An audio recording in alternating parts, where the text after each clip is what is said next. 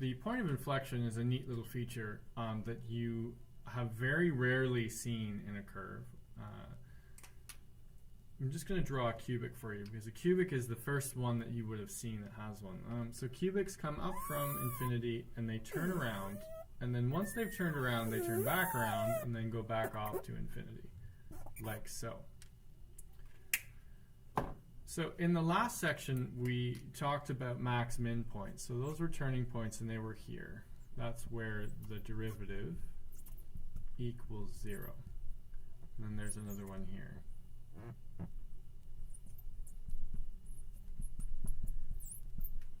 Now, the neat thing about having a maximum and a minimum is that at some point, if I were tracing this curve with my hand, and my hand is curved inwards on this part of the curve, and once I get past around here somewhere, I have to have my hand curve the wrong way in order to follow that line. It's got a nice little wave to it.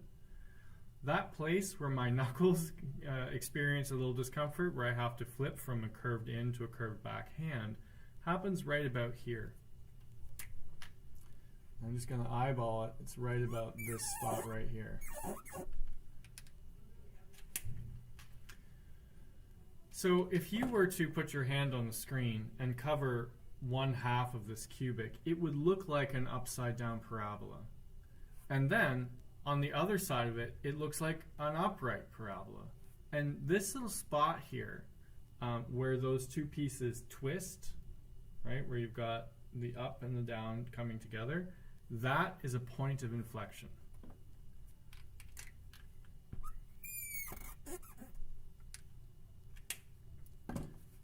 And unless you have a discontinuity, so like a boundary error, also known as a vertical asymptote, unless you have one of those things, you must have a point of inflection between any maximum and minimum, because you have to twist the curve from decreasing back to increasing again. So since this is a calculus class, you should be prepared to do some derivatives in order to find it. And it turns out that max-mins happen when the derivative equals 0. A point of inflection happens when the derivative of the derivative is equal to 0. So this place here is when the derivative of the derivative equals 0. Now, do you notice that if I write it that way, I have two little d's on top, so I could just shorten it to d squared. And I have a dx and a dx in the bottom, so I could write that as dx squared. But I'm going to get really tired of drawing that second set of brackets in the bottom over and over and over again, so we're just going to all understand that it's supposed to be there, and we'll just leave it out. This thing here, the derivative of the derivative, is called the second derivative.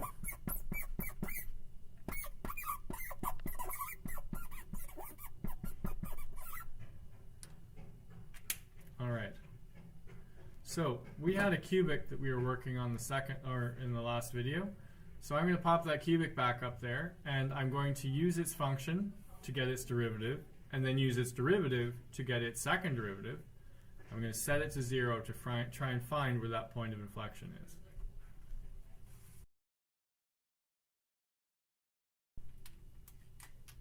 Starting with this cubic, which is familiar from the last video, I'm going to need the first derivative.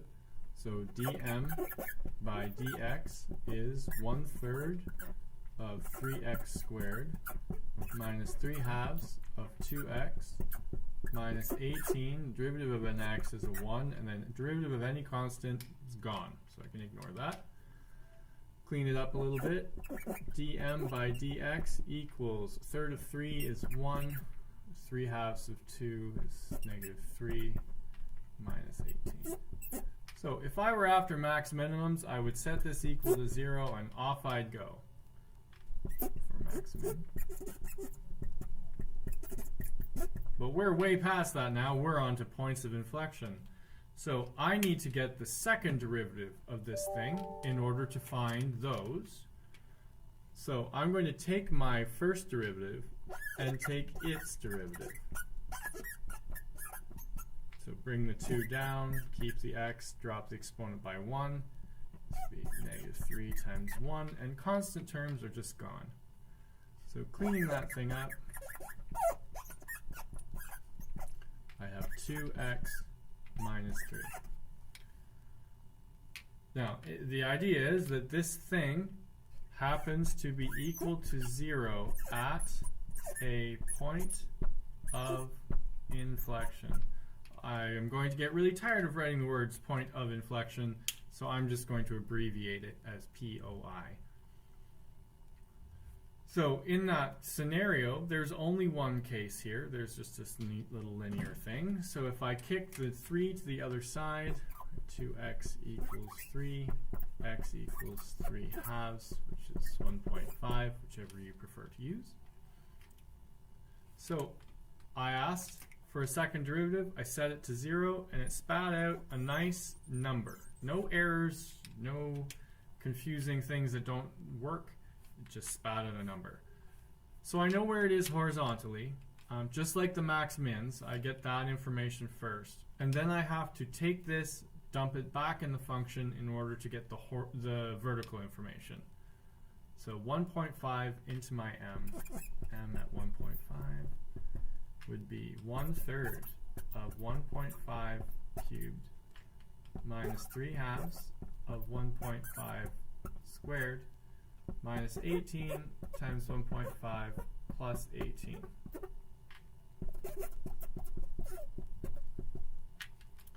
So if I fetch a calculator to work this out, 1.5 cubed is 3.375 divided by 3.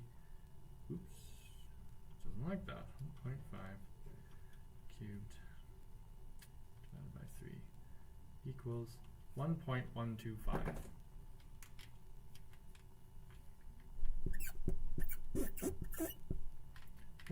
.5 squared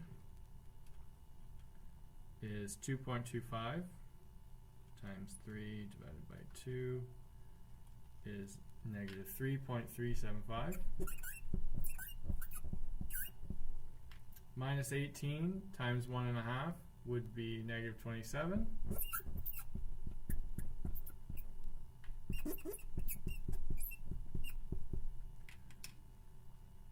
So 1.125 subtract 3.375 minus 27 plus 18 gives me negative 11.25.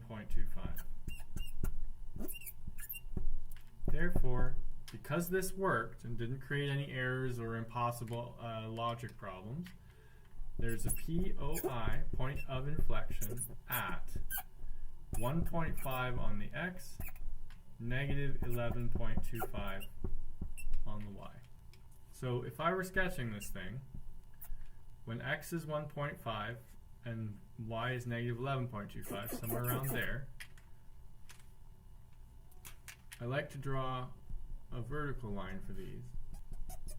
This function has to come in upside down on that side and then revert to correct way up on the other. So you can see that that twist happens at exactly that location. So I'm going to erase this and I'm going to pull out the composite functions that we were doing before so we can hunt to see if they have points of inflection.